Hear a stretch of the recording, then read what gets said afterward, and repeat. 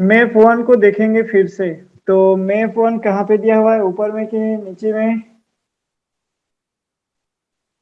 ये आपका map one है। और मैप वन में हम लोग क्या देखेंगे, सुन रहे हो कि नहीं? Yes sir.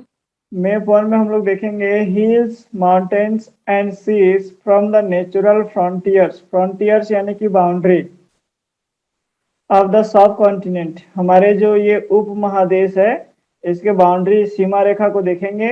While it was difficult to cross these frontiers, those who wanted could and did scale the mountains and cross the seas. People from across the frontiers also came into the subcontinent and settled here. These movements of peoples enriched our cultural traditions. People have shared new ways of carving stone, composing music, and even cooking food over several hundreds of years. तो देखो यहाँ पे map one को देख के हमें यह समझना है कि इस कॉन्टिनेंट, सब कॉन्टिनेंट में पहुंचना कितना मुश्किल है। क्योंकि यहाँ पे आप देख सकते हो, यहाँ पे हमारा हिमालयज है, बहुत ही बड़ा हिमालय। तो इसको पार करके आना बहुत मुश्किल है इस साइड से, ठीक। Yes sir. और इधर आपका ये है सुलेमान एंड किरथार।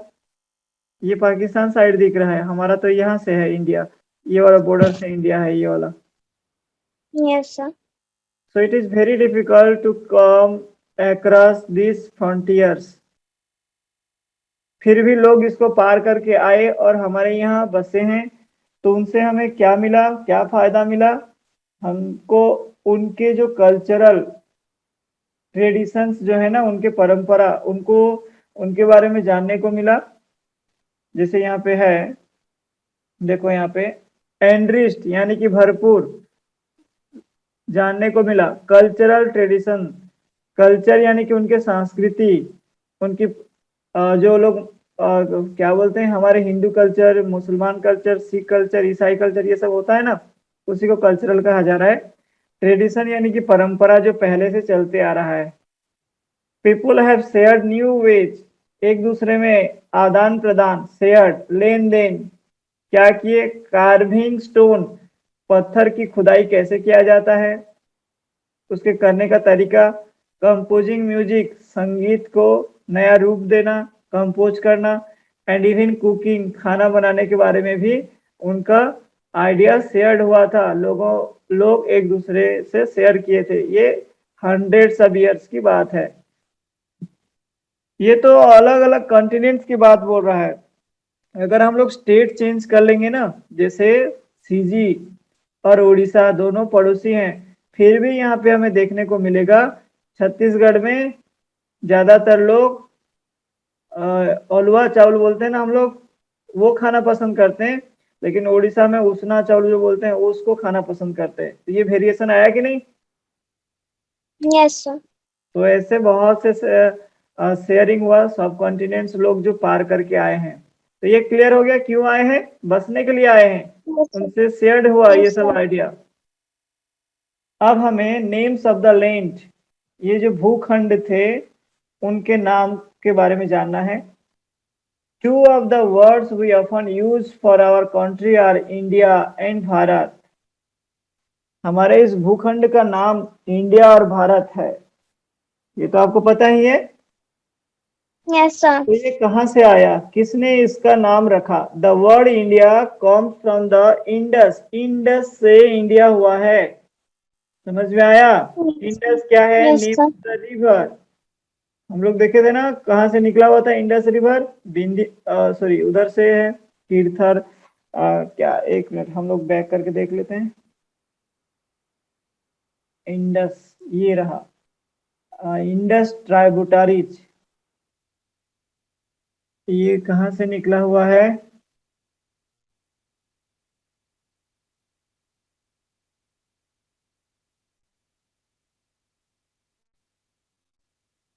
बस इसको ऐसे ही बताया हुआ है, कहाँ से निकला हुआ है नहीं बताया है। इंडस ट्राइब्यूटारीज हम लोग यहाँ पे देख सकते हैं। ये रहा इंडस रिवर, दिख रहा है ना? Yes, sir. इसके पांच पांच पार्ट देखो, सतलेज, रावी, ये चिनूक, क्या है ये चिनूक है कि क्या है, ये वाला, और एक झेलम, झेलम ये नहीं दिख रहा है थोड़े से, हाँ बेयस, ये पांचवा जो 1 2 3 4 5, सतलेज, रावी, बेयस, चिनब और ये झेलम, ये 5 पार्ट्स में डिवाइड हो गया इंडस रिवर। हमारे इंडिया तक नहीं आ पाया है, ये बेयस आया है और ये वाला आया है, बाकी सब पंजाब पाकिस्तान बॉर्डर में रह गया, पाकिस्तान में रह गया ये। तो लेकिन हमारे भारत का नामकरण ना इसी नदी से हुआ है, इंडस से इंडिया हुआ, बस यही आपको समझना है। Yes, sir.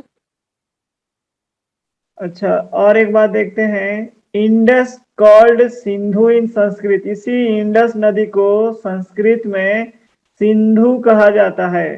तो very interesting, the word India came from the word Indus and the meaning of Indus in Sanskrit is your Sindhu, SINDHU, Sindhu. Find Iran and Greece in your atlas, Iran देखेंगे और ग्रीस देखेंगे अपने एटलास बुक में। Atlas रखे हो कि नहीं, Sir. Atlas map book? No, sir. हाँ कोई बात नहीं, इंटरनेट से देख लेंगे। The Iranians and the Greeks who came through the northwest about 2500 years ago and were familiar with the Indus called the Hindus or the Indos, and the land of the east of the river was called India। नदी के पूर्व दिशाओं में जो land है उसको वो लोग हिंदोस या इंदोस कहने लगे। किसने कहा ये ना ग्रीस और ईरानियन ने कहा, ये रहा ग्रीक पीपुल्स, ओके, और ईरान के बसने वाले लोग ईरानियन और ग्रीक पीपुल 2500 साल पहले इसको ना, इस नदी के पूर्व दिशा में जो भूखंड है उसको हिंदोस और इंदोस कहने लगे। फिर and the land to the east of the river was called India। एक मिनट, मैं थोड़ा सा यहाँ पे और क्लियर समझा देता हूँ, एक बार फिर से पढ़ते हैं। The Iranians and the Greeks who came through the northwest about 2500 years ago and were familiar with the Indus called it the Indus or Indosias। नदी को वो लोग हिंदोस या इंदोस बोले, नदी को, नॉट द इंडिया। हिंदोस और इंडोस किसको बोलने लगे, इसी इंडस नदी को बोलने लगे, और उसके जो भूखंड है उससे लगा हुआ पूर्व दिशा में उसको लोग इंडिया कहने लगे। अभी क्लियर हुआ? Yes, sir. The name Bharat was used for a group of people who lived in the northwest। उत्तर पश्चिम दिशा में जो लोग रहा करते थे उनके समूह को कहा जाता था। and who are mentioned in the Rig Veda, the earliest composition in Sanskrit dated to about 3500 years ago। Later it was used for the country। तो ऋग वेदा में मेंशन किया गया है कि जो लोग उत्तर पश्चिम में रहा करते थे उनके समूह को भारत कहते हैं, और उसी के हिसाब से ये भारत हो गया। ये 3500 साल पहले की बात है जो कि ऋग वेदा में लिखा हुआ है, ऋग वेदा में लिखा हुआ है भारत के बारे में। ठीक, तो इंडिया और भारत समझ में आया? Yes, sir. Next, finding out about the past, अतीत के बारे में खोजना। There are several ways of finding out about the past, बहुत से तरीके हैं। One is to search for the read books that were written long ago. पहला तरीका ये है जो किताब उस समय में लिखा गया था उन किताबों को पढ़ने से पता चलेगा।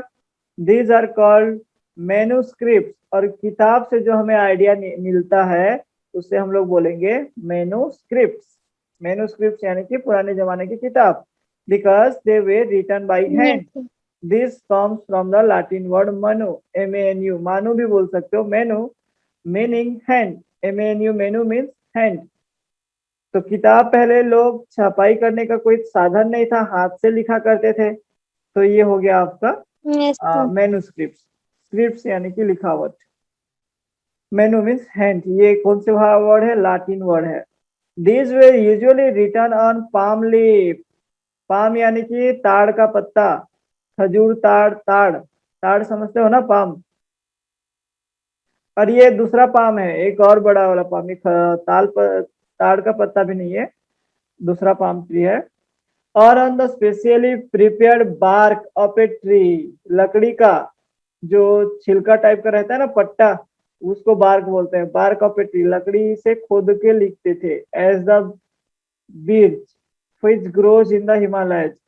अब मैं एक एग्जांपल दे सकता हूँ, केले का जो देखना, तो उसका जो पत्ता होता है ना, ये छिलका टाइप का निकलता है ना, ये भी कागज Yes, की sir. तरह इसको इस्तेमाल कर सकते हैं। तो वैसे बार्क यानी कि ये छिलका टाइप का होता है पेड़ का, उससे ये लोग लिखा करते थे, या पाम लीफ से लिखते थे, हाथ से। कितना मेहनत से लिखते होंगे, सोच सकते हो। तो मैन्युस्क्रिप्ट समझ Yes, में, sir. मैन्युस्क्रिप्ट हाथ से लिखा करते हैं, ये पुराने जमाने की सब Yes, किताब है। sir. दो एग्जांपल्स है इसमें, पाम लीफ में लिखा करते हैं या बार्क ऑफ द ट्री में लिखते थे। उसका एग्जांपल बीर्च हो गया। बीर्च एक पेड़ का नाम है, ये हिमालय में पाया जाता है। Over the Yes, years sir. Many manuscripts were eaten away by insect. बहुत से साल पहले की बात है, तो ऐसे किताबों को दीमक यानी कि कीड़े खा गए। सब वे डिस्ट्रॉयड, कुछ तो बर्बाद हो गए। बट मेनी हैव सर्वाइव, कुछ अभी भी रह गए हैं। यू कैन सी दिस, ये पाम लीफ में लिखा गया है। कितना अच्छा लिखे हैं देखो तो, आजकल के मशीन भी ऐसे नहीं लिख सकते, है कि नहीं। बहुत ही अच्छा सा दिख रहा है ये। Yes, sir. Often preserved in the temples and monasteries. तो जो किताब पुराने जमाने के हैं, उसको कहाँ पे रखा गया है, उसे मंदिर में, या जो गिरजा या दूसरा जो धार्मिक स्थान है वहां पे रखे उसको। These books dealt with all kinds of subjects. इसमें बहुत से विषयों को स्थान दिया गया था, जैसे रिलीजियस बिलीफ, धार्मिक विश्वास, एंड प्रैक्टिसेस, वो लोग क्या डेली रोजमर्रा जिंदगी में क्या करते थे। द लाइफ्स ऑफ किंग्स, राजा महाराज लोग कैसे रहते थे। मेडिसिन, क्या दवाइयाँ उपयोग में आता था। एंड साइंस, और विज्ञान के बारे में। बिसाइड्स, इनको छोड़कर, देयर वेर एपिक्स, उनके समय के बारे में बातचीत। पोएम्स, कविताएं। प्लेज, अभिनय, नाटक, छोटे छोटे कहानियां। Many of these were written in Sanskrit, others were in Prakrit. प्यारे क्या right, Prakrit. Language used by ordinary people is Prakrit, and another one is Sanskrit. ये दो भाषाओं में लिखा गया था। किनके बारे में लिखे गए थे, ये तो अभी अभी हमको मैं आपको बताया यहाँ पे। किंग्स के बारे में, मेडिसिन के बारे में, साइंस के बारे में, और उनके जो रिलीजियस बिलीफ और प्रैक्टिस के बारे में, ये सब के बारे में लिखा हुआ होता था। सुन रहे हो। Yes, sir. एक और लैंग्वेज के बारे में यहाँ पे जिक्र किया गया है। एक हो गया संस्कृत, दूसरा हो गया प्राकृत, और तीसरा हो गया क्या, ये तमिल। तो ये तीन लैंग्वेज में बुक पाए गए थे। हिंदी में नहीं लिखा गया था, ना ही इंग्लिश में। Sanskrit, Prakrit and Tamil are the old language, very very old. Yes, sir. We can also study inscriptions, इनके जो खुदाई है, इनको भी हम लोग पढ़ सकते हैं। दीज आर, एक मिनट, inscription, these are writings on relatively hard surface. खुदाई, अब हार्ड सरफेस को तो खुदाई करके लिख सकते हैं ना, जैसे पत्थर हो गया, लकड़ी हो गया, मिट्टी हो गया, इनको Yes, खुदाई sir. करके लिखते थे, उसको इंस्क्रिप्शंस कहते हैं। जैसे कि स्टोन और metal. Sometimes kings got their orders inscribed so that people could see, read and obey them। समय समय में क्या होता था, राजा अपने आदेश को खुदाई करके लोगों के पास पहुंचाते थे, जिससे उसको वो लोग पढ़ सकें, देख सकें। There are other kinds of inscriptions as well, दूसरे तरह की भी खुदाई पाए जाते हैं। where men and women including kings and queens recorded what they did। जो वो लोग किए हैं ना, उसको उसमें लिख के रखा जाता था। राजा क्या किए, रानी क्या किए, जनता क्या किए। For example, kings often kept records of victories in battle. जब वो लोग युद्ध जीत के आते थे तो उसकी वर्णना को वो लोग खोद के ऐसे खुदाई करके रखते थे। तो समझ में आया इंस्क्रिप्शन? ये इंस्क्रिप्शन मतलब खुदाई। हेलो, खुदाई मतलब समझे कि नहीं? Yes, sir. Can you think of the advantage of writings on hard surface? पहले वो लोग बुक्स में लिखा करते थे, जो कि पाम लीफ या आपका बीच का बार्क ऑफ द ट्री होता है, बीच। अब वो लोग खुदाई के बारे में यहाँ पे बताया जा रहा है। तो खुदाई हार्ड सरफेस में क्यों करते थे? क्या होता होगा, ऐसे क्यों किए कि वो लोग हार्ड सरफेस में खुदाई कर करके लिखें? बहुत मेहनत लगेगा ना खुदाई कर करके लिखने में। Yes, sir. There were many other things that were made and used in that the past। बहुत से सामानों, बहुत से चीजों का लोग इस्तेमाल करते थे। Those who study these objects are called archaeologists। और जो पुराने जमाने के खुदाई के बारे में स्टडी करते हैं उनको आर्कियोलॉजिस्ट भी कह देते हैं। ये इसका क का उच्चारण होता है, स्पेलिंग सही करना। आर्कियोलॉजिस्ट यानी कि जो पुराने खुदाई के बारे में जो अध्ययन करते हैं, पढ़ाई लिखाई करते हैं, खोज करते हैं। They study the remains of buildings made of stones and bricks. वो क्या की पढ़ाई करते हैं? वो जो पहले जमाने में जो बिल्डिंग्स हुआ करते हैं ना, आधा अधूरा, उसके बारे में अध्ययन करते हैं। पेंटिंग्स के बारे में अध्ययन करते हैं। जो मूर्ति होते हैं उनके बारे में अध्ययन करते हैं। They also explore and excavate यानी कि खुदाई करना। Dig under the surface of the earth, खुदाई करके कुछ निकालना, कुछ पाना। टू फाइंड टूल्स, उनके औजार। वेपन्स, हथियार। पॉट्स, क्या वो लोग बर्तन यूज करते थे। पेन्स, वही उसमें आ जाएगा। ऑर्नामेंट्स, क्या पहनना करते थे आभूषण के हिसाब से। एंड कॉइन्स, कौन से? मुद्रा, रुपए वो लोग इस्तेमाल करते थे। ये सब की जानकारी आर्कियोलॉजिस्ट स्टडी करके हासिल करते हैं। समझ में आया ये? Yes, sir. Some of these objects में be made up of stones. तो उनके जमाने में ये सब जो चीजें, ऑब्जेक्ट्स थी, वस्तुएं थे, वो पत्थर के हुआ करते हैं, कुछ हड्डियों के हुआ करते हैं, कुछ मिट्टी में पका के, कुछ धातुओं में बनाए गए थे। Objects that are made up of hard, जो कि बहुत कठिन ठोस चीज से बना हुआ था। Imperishable substance usually survive for a long time. जो हार्ड हो, थोड़ा सा ठोस हो, वो लंबे समय तक के लिए रह पाता था। इसीलिए ऐसे हार्ड सब्सटेंस में वो लोग खुदाई करते थे। तो आंसर मिला, हार्ड सब्सटेंस में क्यों खुदाई करते हैं? लंबे समय तक के लिए रहे इसीलिए। Yes, sir. अब देखो यहाँ पे आप देख सकते हो कितना पुराने जमाने का मटका, ये खुदाई, Yes, sir. ये भी है।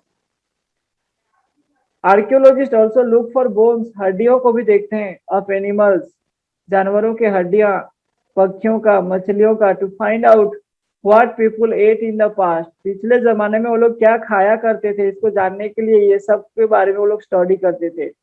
प्लांट रिमेन सर्वाइव फार मोर रेयरली, बहुत ही मतलब कम पौधे ही सर्वाइव कर पाए हैं।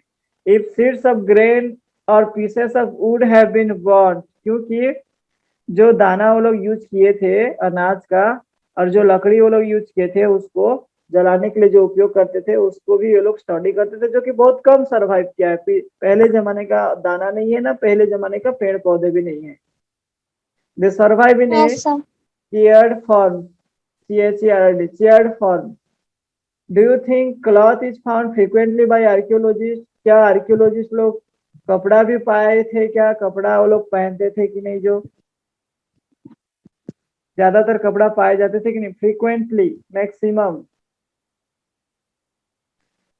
Historians, that is, scholars who study the past, often use the word source to refer to the information found from manuscripts, inscriptions and archaeology। हम लोग तीन चीज देख चुके ना, मैन्युस्क्रिप्ट देखें जो हाथ से लिखाई करते थे बुक, इंस्क्रिप्शन जो खुदाई करते हैं, और आर्कियोलॉजी जो इनके बारे में अध्ययन करते हैं, अतीत के बारे में, उनके बारे में वो जो डाटा हासिल करते थे। तो उनसे हमें पुराने जमाने के पंडितों, ज्ञानियों के बारे में जानने को मिलता था।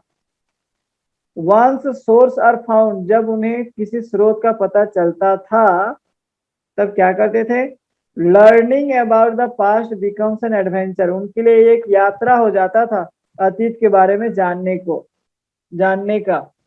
As we reconstruct it bit by bit, so historians and archaeologist are like detectives who use all these source like clues and to find out about our past।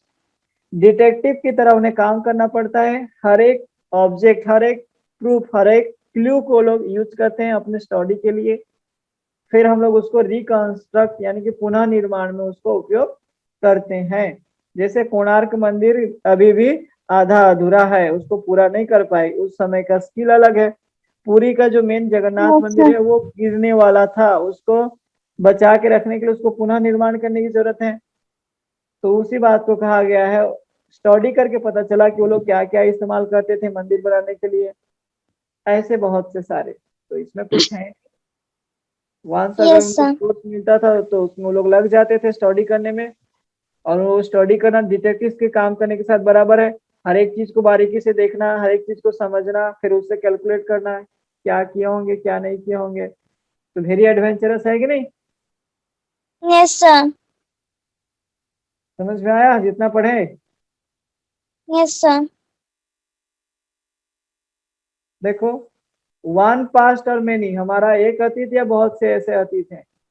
देख लेते हैं वन पास्ट और मेनी कितना है जो।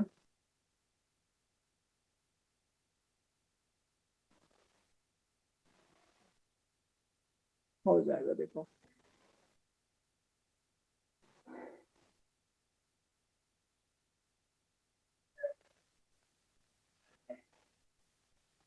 Did you notice the title of this book, Our Past? Did you notice the title of this book? इस किताब के टाइटल को आप नोट किए क्या? Our Past, हमारा अतीत लिखा गया है। We have used the word past in plural to draw attention to the fact that the past was different for different groups of people। Past का प्लूरल होता है पास्ट, एस लगा है, एस लगा है कि नहीं? तो इसका मतलब है अलग अलग लोगों का, अलग अलग समूहों का अतीत के बारे में जानना। For example, the life of herders, यानी कि समूह, हर्डर्स जो लोग समूह में रहते थे या सीप चराते थे। फार्मर्स जो खेती करते थे। Were different from those of kings and queens, उनके राजाओं से हर्डर्स जो कि भेड़ बकरी चराया करते हैं, राजाओं और रानियों से फार्मर्स, इनका जीवन अलग अलग होता था, अभी भी अलग अलग होता है। The lives of merchants were different from those of craft person। जो व्यापारी हैं उनके जिंदगी से जो क्राफ्ट पर्सन है उनके जिंदगी भी अलग हुआ करते हैं। Also as it true even today, आज के भी जमाने में ये अलग अलग हुआ करता है। People follow different practices and customs in different parts of the country। हमारे देश के अलग अलग हिस्से में अलग अलग कल्चर परंपरा पाए जाते हैं। प्रैक्टिस यानी कि जो उनके ट्रेडिशन वो लोग जो अपनाते हैं उसको प्रैक्टिस बोलते हैं, जो करते हैं वो लोग। जैसे कि हमारे घर में सबसे पहले सुबह जो महिलाएं होती हैं वो उठती हैं, जो हम लोगों के आंगन में जो तुलसी का पौधा होता है उसको प्रणाम बोलते हुए गोबर का छींटा मारते हैं। उसको क्या बोलते हैं मेरे को नहीं पता, आपकी लैंग्वेज में गोबर के पानी को फुहारा देते हैं। ये एक प्रैक्टिसेस के हिसाब से चलते आ रहा है, ट्रेडिशंस जो लंबे समय के लिए चले, प्रैक्टिसेस जो उसको अपनाते हैं, छोटे छोटे बात, छोटे छोटे काम, उसको प्रैक्टिसेस कहते हैं। क्या ये काम आपके घर में भी होता है? Hmm. कभी देखे हो Yes, आपके sir. आप तो उठते नहीं मम्मी हो तो करता है कभी कभार। कभी कभार करते हैं। ठीक, हमारे यहाँ डेली किया जाता है क्योंकि गांव है, इजीली अवेलेबल है हर चीज। Yes, sir. ओके ओके ठीक है, ये होता है। तो इसे कहते हैं प्रैक्टिसेस। कस्टम यानी कि प्रथा, किसी भी अनजान तो नहीं, किसी भी मेहमान को देखोगे तो उसको हम लोग वाटर देते हैं ताकि हाथ पैर मुंह धो ले, उसको प्रणाम बोलते हैं, फिर उसके हालचाल पूछते हैं। ये कस्टम्स है, प्रथा है। चाइनीज लोग दोनों हाथ नीचे करके, मुंडे नीचे करके वो लोग अपना क्या बोलते हैं ग्रीटिंग्स जताते हैं। जो ब्रिटेन के लोग वो लोग हैंडशेक करके जताते हैं। तो ये अलग अलग कस्टम्स हुए कि नहीं? Yes, sir. ये एग्जाम्पल दिया हुआ है, देखो example, today most people living in the Andaman islands get their own food by fishing, hunting and collecting forest produces. ये देखो जंगली जीवन अभी भी मौजूद है अंडमान आइलैंड में। अंडमान एक द्वीप है, यहाँ के लोग अभी भी मछली पकड़ के, शिकार करके और जंगल से अभी भी जंगल जात द्रव्य को कलेक्शन करके अपना गुजारा करते हैं। बाय कंट्रास्ट, इसके विरुद्ध में most people living in cities depend on others for supplies of food. दूसरों के ऊपर डिपेंड करते हैं, ये लोग ओन डिपेंडेंट है, सेल्फ डिपेंडेंट, अपना भोजन खुद से तलाशते हैं। लेकिन हम लोग फार्मर्स के ऊपर डिपेंड करते हैं चावल के लिए, मिल्क के लिए डिपेंड करते हैं हम लोग, जो मिल्कमैन है। तो differences such as this existed in the past as well. अतीत में भी ऐसे भिन्नताएं पाए जाते थे। समझ में आया? Yes, sir. Besides, there is another kind of difference. We know a great deal about kings and the battles they fought because they kept records of their victories. तो ऐसे बहुत से भास्ट डिफरेंस हम लोग राजा महाराजाओं में भी पाए थे। और ये हमें कहाँ से पता चला? वो जब जीतते थे, विक्टोरीज यानी कि जयगान, जब वो लोग युद्ध जीतते थे उसकी मेमोरी के लिए उसको लिख के रखते थे, खुदाई करवा के रखते थे। उससे हमें पता चला generally ordinary people such as hunters, आमतौर पे क्या होता है, जो आम लोग हैं जैसे कि शिकारी, फिशिंग फॉक जो लोग मछलियां पकड़ते हैं, गैदरर्स जो लोग खाना इकट्ठा करते हैं, फार्मर्स जो खेती करते हैं, हर्डर्स जो कि भेड़ बकरी चराते हैं, did not keep records of what they did. ये लोग क्या करते थे, इनको वो लोग लिख के नहीं रखते थे, ओनली राजा महाराजा लोग लिख के रखते थे। So while archaeology helps us to find out about their life. तो इसमें हमें जो ये भू विज्ञान आर्कियोलॉजी है, ये आर्कियोलॉजी हमें हेल्प करता है कि उनके जमाने में वो लोग कैसे रहा करते थे, उनके डेली लाइफ को जानने में।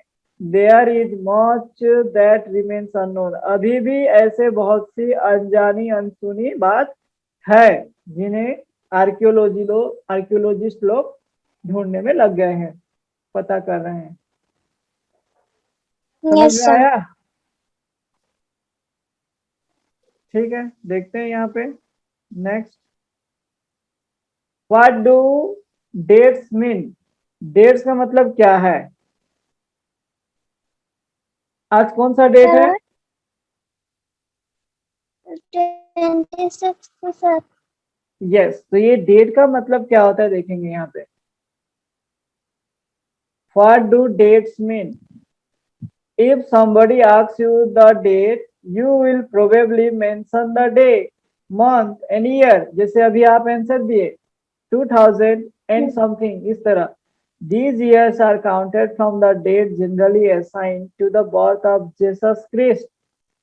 तो ये तारीख कब से शुरू हुआ? जब हमारे जीसस, ज्यूस पढ़ देते हैं इसको, जो जीसस क्रिस्ट हैं, जब पैदा हुए ना तब से ये दिया गया है। द फाउंडर ऑफ क्रिश्चियनिटी, जो कि क्रिश्चियन जो हमारा रिलीजियन है, इसके ये फाउंडर हैं। क्या बोलते हैं? ये क्रिश्चियन धर्म की स्थापना किए थे, फाउंडर, स्थापक। Yes, sir. तो 2000 means 2000 years after the birth of Christ, after the birth of Christ, इनके पैदा होने के बाद के 2000 साल। All dates birth before the birth of Christ are known as backwards and usually have the letters BC. BC का पूरा form याद कर लेना, बिफोर क्रिस्ट, यानी कि जैसा क्रिस्ट के पैदा होने से पहले की बात है। Added on, in this book we will refer to dates going back from the present using 2000 as our starting point। 2000 को एक स्टार्टिंग पॉइंट के हिसाब से लेंगे, बैक को लेंगे तो बिफोर क्रिस्ट, और आफ्टर को एनी डोमिनी। तो अभी तो बताया नहीं है, नहीं पढ़े, जब पढ़ेंगे तब देखेंगे। बस यहाँ पे बीसी जाने रहो। बिफोर बीसी, ये किसके बर्थ के बिफोर? Jesus Christ. नाम याद हुआ? Yes, sir. ये जब पैदा हो गए ना तब से स्टार्ट हो गया डेट, और इससे पहले को हम लोग बिफोर क्रिस्ट में बताएंगे।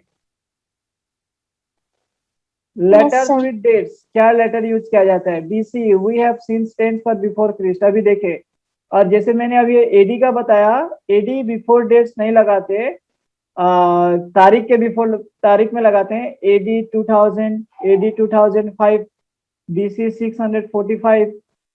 ये बीसी मतलब तो समझ में आ गया कि जैसा क्रिस्ट के पैदा होने से पहले की बात है। एडी मतलब होता है एनो डोमिनी, मैंने बोल रखा था अभी, एनो डोमिनी ये लाटिन वर्ड है।